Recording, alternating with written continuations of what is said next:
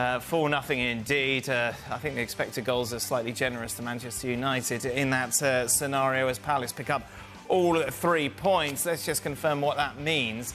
Within the table, Manchester United sitting 8th. There was talk of European aspirations, weren't there, a few weeks ago. Those are pretty much dead. 3 games to go of the season. They sit level on points with Chelsea, 2 behind Newcastle. Meanwhile, Crystal Palace on the up, as I mentioned, looking good for next season. A little bit of momentum behind them as they sit 14th. Here's what some of the early editions of the papers had to say. Rotten, shrewd devils, torn to shreds. Just some of the headlines that we're seeing back in the UK. That's shred devils? Oh, yeah, shred devils. That's all right. What I say? English is your native language, not mine. Let's say, yeah, shrewd devils. That'd be quite interesting. That's my first day. Let's welcome in, shall we? Julien Laurent, Mario Malchior. But we've got to start with Mark Ogden, who wasn't expecting to be on today. But we know when Mark's on, things have gone really bad for Manchester United. Mark, is that... The interesting thing is we've seen these sort of performances from United before this season, but maybe they weren't as punished as much. Today they really were. Oh, yeah, they were ripped apart, and defending was terrible, the performance all round was terrible. People are saying, well, that's probably the worst since Sir Alex Ferguson left, and it's pretty bad. I mean, there have been some bad ones as well. I mean, we've seen Liverpool win 5-0 at Old Trafford, but this is Crystal Palace. This is not Liverpool. This is not Man City. And as good a team as Palace are at times, they are they 14th, did you say, on the table? They sacked a manager this season, and they absolutely destroyed Man United. But that was the second time they've done it this season. They've done the double over Man United, I think, for the first time in the Premier League. So there are no positives from tonight for Man United. There really aren't. I mean, I guess if you're looking for a positive, it's that it's now looking impossible for the club to keep Erik ten Hag. But, you know, who knows? I mean, they haven't got rid of him yet, so he's still there. How can a team of international players, experienced players, put together that sort of performance that they did today over the 90 minutes? And quite frankly, while Manchester United and maybe even Manchester United fans will say, hey, injured players, we have a lot of players missing. Okay, I'll buy that. I'll go along with that conversation. And I'll say, yeah, you have some limitations in terms of the personnel that you can put out there. But to your point, Dan, a lot of experienced players out on the field with international experience. And if indeed you're going to have experienced players out on the field, you at the very least expect competitive pride. At the very least. I'm not even talking any more expectations than that. Competitive pride. And a 3-0, 4-0, Eze stepping over the ball, Olise stepping over the ball, back heels, no look passes. They keep creating opportunities. They look like they're going to score a goal again and again and again, Crystal Palace. And nobody, and I mean nobody from Manchester United gets close to even making a challenge to say, okay, listen, we're not having any more of this. Somebody's going to get it. Somebody's going to get it.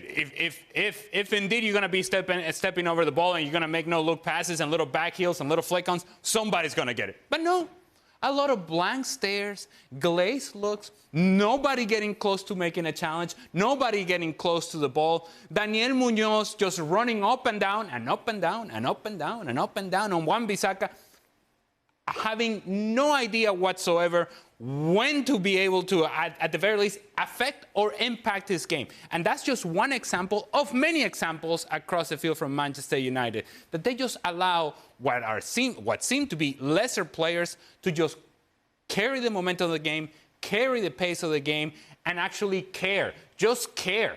And that I think right now becomes a standard for Manchester United is compete. Just give me a sign that you're competing. That team today did not compete. Crystal Palace did.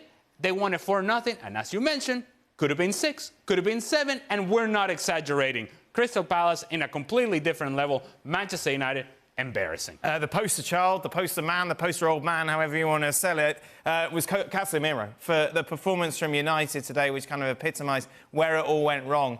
Mario, I know that he's old. I know he doesn't have what he had in his legs from before. But surely a man of that experience has got to use that football brain to know when to make those moves and when not to. Is this a case of him not caring or a case of him just being too past it?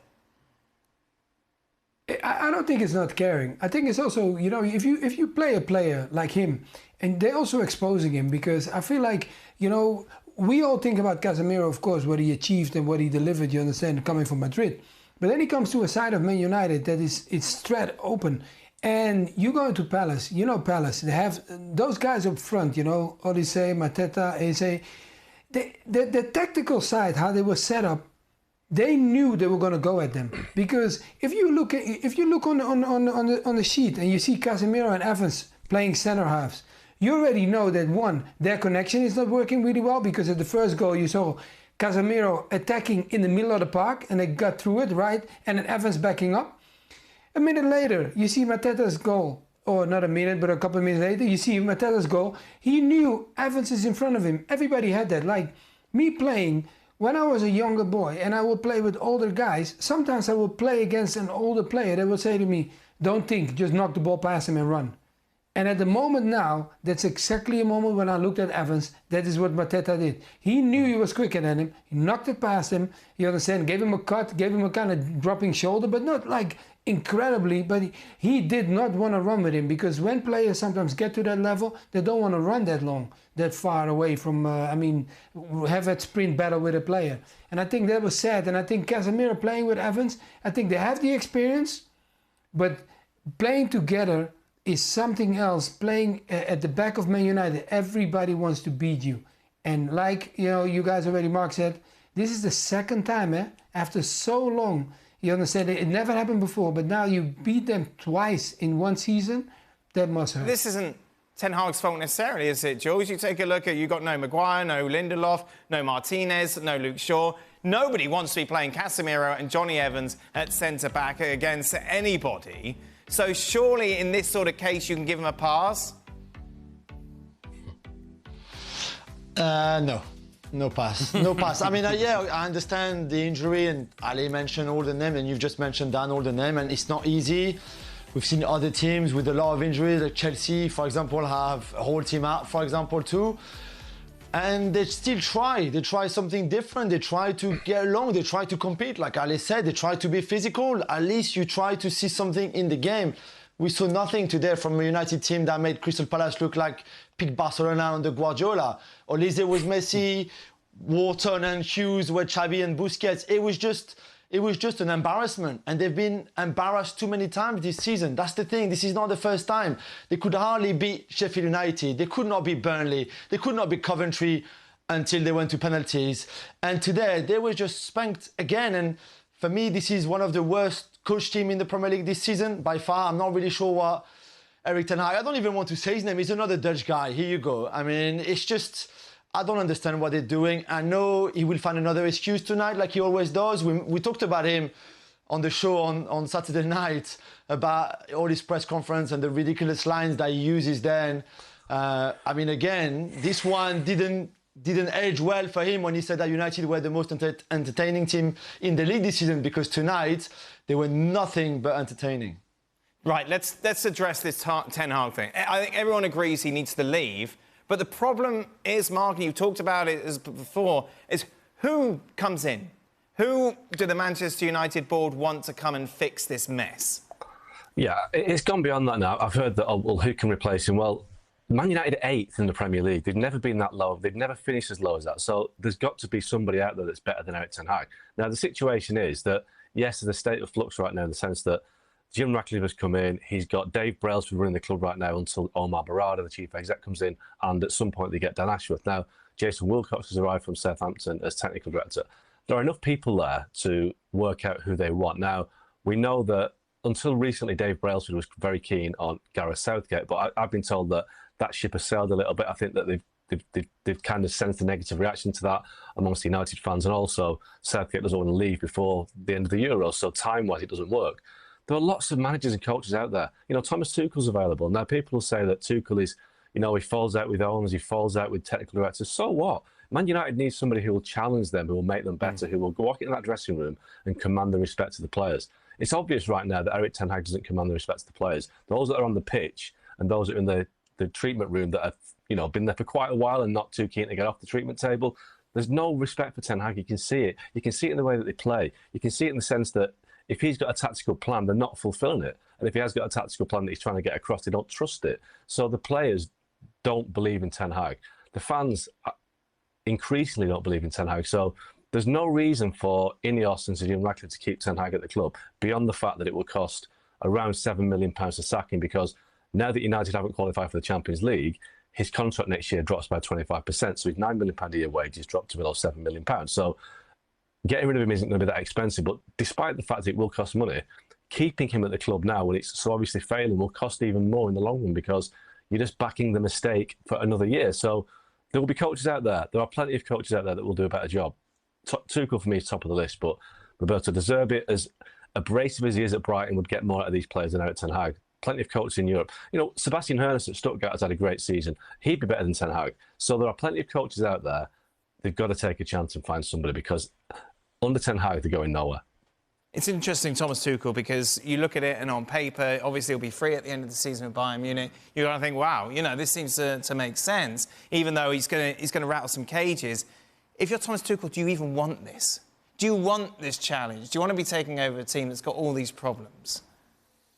I mean, at some point, I think Thomas Tuchel would want to make sure that his reputation as a manager is strengthened by what he has achieved in the past and not weakened by what has happened at Bayern Munich. Now, potentially Bayern Munich could still win Champions League, right? So maybe what we consider to be a failure at Bayern Munich ends up being a triumph as he walks out the door.